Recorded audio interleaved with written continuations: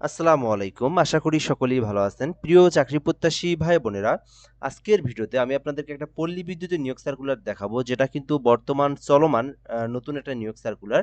আর এটা কিন্তু একবারেই স্থায়ী নিয়োগ সার্কুলার। পল্লী বিদ্যুতের যে স্থায়ী নিয়োগ সার্কুলার তার মধ্যে এটা একটা, এই যে এখানে লেখা আছে যে স্থায়ী, শূন্য পদে স্থায়ী ভিত্তিতে নিয়োগ দেওয়া হবে। তো আপনারা এই আবেদনটা করতে পারেন। এখানে পদসংখ্যা রয়েছে, বেতন স্কেল, বয়স, শিক্ষাগত যোগ্যতা, অভিজ্ঞতা।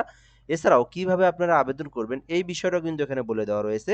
তো আমি আপনাদেরকে সম্পূর্ণ বিষয়টা দেখাবো, তাহলেই জানতে পারবেন এই সার্কুলার নিয়ে সকল তথ্য এই ভিডিওর মাধ্যমে। আরেকটা বিষয় হচ্ছে, আমাদের চ্যানেলে যদি কেউ নতুন এসে থাকেন অবশ্যই চ্যানেলটিতে সাবস্ক্রাইব করে রাখবেন। আমরা বাংলাদেশের সকল সরকারি নিয়োগ সার্কুলারগুলো এখানে আপলোড দিয়ে থাকি। যারা নতুন অবশ্যই সাবস্ক্রাইব করে রাখবেন, আমাদের সঙ্গে যুক্ত থাকবেন। নেত্রকোনা পল্লী বিদ্যুৎ সমিতির নিম্নবর্ণিত শূন্য পদে স্থায়ী ভিত্তিতে লোকবল নিয়োগ ও প্যানেল তৈরি নিমিত্তে যোগ্যতা সম্পন্ন আগ্রহী প্রকৃত বাংলাদেশী নাগরিকদের নিকট থেকে আবেদনের জন্য আহ্বান করা যাচ্ছে। অর্থাৎ সহজতে পূরণকৃত আবেদন করতে হবে। আর বাংলাদেশের যেকোনো, অর্থাৎ 64 জেলার যেকোনো প্রার্থী আবেদন করতে পারবে। ছেলে মেয়ে উভয় আবেদন করতে পারবে এই সার্কুলারে। আর এটা কিন্তু পল্লী বিদ্যুতের একটা স্থায়ী নিয়োগ সার্কুলার। এই হলো বিষয়। ১ নম্বরে দেখব অফিস সহায়ক পদ রয়েছে। এটা হচ্ছে আপনার ১ম পদের নাম, অফিস সহায়ক। তো এখানে কিন্তু সবকিছুই স্টেপ টু স্টেপ দেওয়া রয়েছে। পদের নাম অফিস সহায়ক।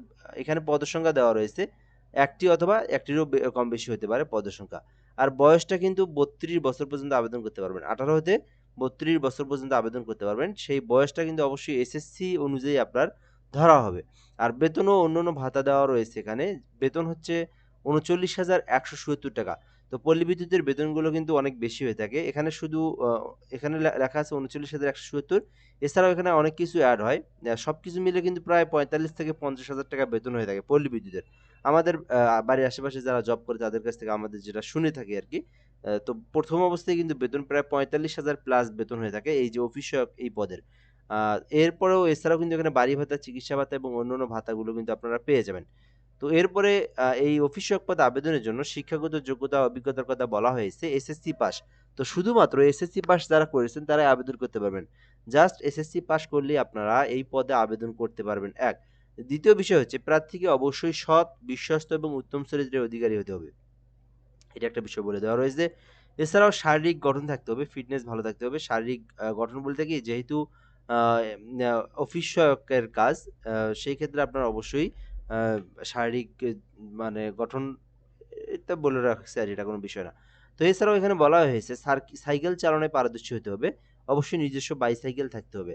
তো এগুলো আর লাগে না। এটা আপনার একটা শো আপ বলা চলে এগুলো। সাইকেল তো এখন আর কেউ চালায় না।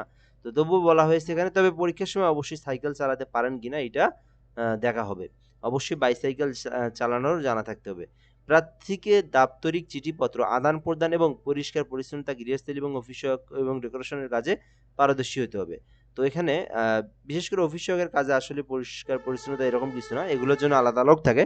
বাট এটা কিন্তু প্রায় অনেকটাই কিন্তু আপনার অফিসিয়াল কাজের মতোই কাজগুলো করে থাকা হয়। যেমন আপনার বিভিন্ন ডকুমেন্ট আদান-প্রদান করা। আদারওয়াইজ কম্পিউটারের কাজ যদি আপনি পারেন, সেক্ষেত্রে কিন্তু আপনাকে সেই কাজেরও আপনাকে কিন্তু দায়িত্ব দেওয়া হয়ে থাকে আরকি। তো এই ছিল মূলত বিষয়। যারা এই পদে আবেদন করতে চান, আবেদনটা করতে পারেন। এছাড়াও আরো একটি পদ রয়েছে এখানে, ড্রাইভার পদ। তো এইটাতে কিন্তু ৪৫ বছর পর্যন্ত আপনারা আবেদন করতে পারবেন। এখানে আবেদনের জন্য শুধুমাত্র ৫ম শ্রেণী পাস করলেও আপনি আবেদন করতে পারবেন। এছাড়াও ৮ম এসএসসি পাস থাকলেও আপনি আবেদন করতে পারবেন। আর এই ড্রাইভারের বেতন হচ্ছে ৪১,৯৫০ টাকা। এছাড়াও এখানে আপনি বাড়ি ভাড়া, চিকিৎসা ভাতা, অন্যান্য ভাতা কিন্তু আপনি পেয়ে যাবেন। তো আপনারা যারা এটাতে আবেদন করতে চান, ড্রাইভারে যাদের ড্রাইভিং লাইসেন্স রয়েছে, বৈধ ড্রাইভিং লাইসেন্স, তারা কিন্তু এইটাতে অবশ্যই আবেদন করার ট্রাই করবেন।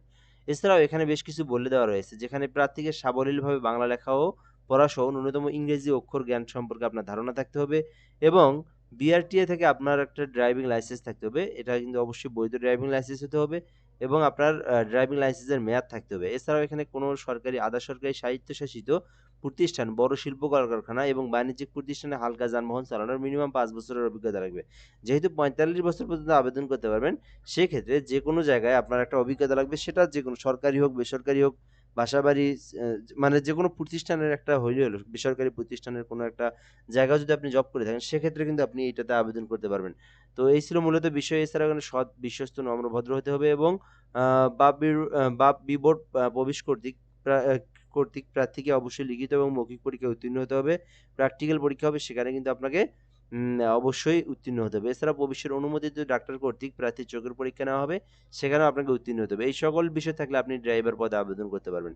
আর এখানে বেশ কিছু বলে দেওয়া রয়েছে। আবেদন করতে যে ডকুমেন্টগুলো অবশ্যই আপনার সঙ্গে নিয়ে যেতে হবে, সেখানে ৩ কপি পাসপোর্ট সাইজের ছবি এবং শিক্ষাগত যোগ্যতার সনদপত্র, জাতীয় পরিচয়পত্র এবং জন্ম সনদ এবং ইউনিয়ন পরিষদ এবং প্রযোজ্য ক্ষেত্রে অভিজ্ঞতার সনদ এবং ক্রমিক নং ২ হতে আপনার যেটা ড্রাইভিং পদ রয়েছে, এটার জন্য আবেদনের জন্য বিআরটিএ কর্তৃক বৈধ একটা ড্রাইভিং লাইসেন্স থাকতে হবে এবং সেটা সত্যায়িত কপি করে নিতে হবে এবং জেনারেল ম্যানেজার নেত্রকোনা পল্লী বিদ্যুতের সমিতির অনুকূলে ৳১০০ পে অর্ডার ব্যাংক ড্রাফট করে আপনাকে পাঠাইতে হবে। এই সকল ডকুমেন্টগুলো আপনাকে ফটোকপি করে সত্যায়িত করে আপনাকে একটা খামের মধ্যে নিয়ে তারপরে আপনাকে পাঠাতে হবে।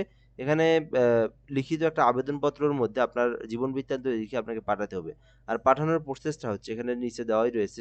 জায়গাটা আমি বলে দিই আপনাদেরকে। আ এই যে এই ফর্মটা আপনারা পূরণ করবেন হাত দিয়ে। সকল বিষয়গুলো পূরণ করবেন। এটা আপনারা যেকোনো কম্পিউটারের দোকানে গিয়ে আপনারা যদি নেত্রকোনা পল্লী বিদ্যুতের এটা নেত্রকোনা না, হ্যাঁ, নেত্রকোনা পল্লী বিদ্যুৎ সমিতি লিখে আপনারা সার্চ করেন, এই পিডিএফটা পেয়ে যাবেন। এই পিডিএফটা আপনারা ডাউনলোড করে নিচের পৃষ্ঠাগুলো আপনারা প্রিন্ট আউট করে বের করে নিয়ে আপনারা পাঠায় দিবেন। পাঠাবেন কই? জেনারেল ম্যানেজার এই যে নেত্রকোনা পল্লী বিদ্যুৎ সমিতি এই ঠিকানায় আপনারা পাঠায় দিলে আপনার আবেদনটা হয়ে যাবে এবং আপনার আ পরবর্তী আপনাকে এসএমএস করে ডাকবে। ঠিক আছে? এইটা হচ্ছে আপনার কুরিয়ারে অথবা ডাকযোগে অথবা সরাসরি যেকোনো উপায়ে আপনারা পাঠাতে পারেন এই অফিস সহায়ক পদের জন্য অথবা ড্রাইভিং পদের জন্য নেত্রকোনা পল্লী বিদ্যুৎ সমিতিতে আপনারা নিজের জেলা দূরের যারা জেলা তারা হচ্ছে ডাকযোগে কুরিয়ারে পাঠাতে পারেন। আর যারা নেত্রকোনার আশেপাশে আছেন তারা কিন্তু সরাসরি এই আবেদনটা আপনারা করতে পারেন। তো এ পর্যন্ত আজকের ভিডিওটা। আশা করি আপনারা বুঝতে পেরেছেন। আর কোনো কিছু জানার থাকলে কমেন্টে জানাতে পারেন ইনশাআল্লাহ। ভালো থাকবেন। আসসালামু আলাইকুম।